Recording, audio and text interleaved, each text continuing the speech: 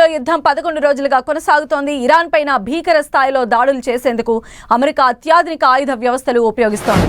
అయితే వార్కు అగ్రరాజ్యం పెద్ద మొత్తంలో ఖర్చు చేస్తున్నట్లు తెలుస్తోంది.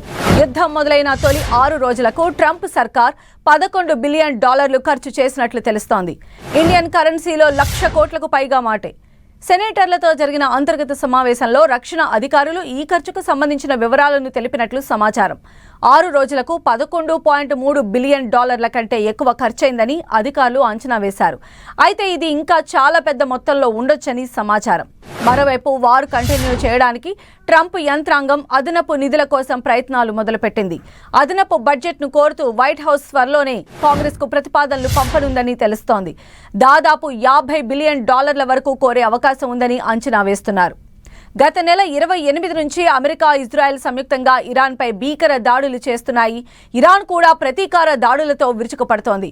యుద్ధం మొదలైన తొలి 2 రోజుల్లోనే US $5.6 బిలియన్ విలువైన ఆయుధ సామాగ్రిని వినియోగించినట్లు అధికారులు అంచనా వేస్తున్నారు.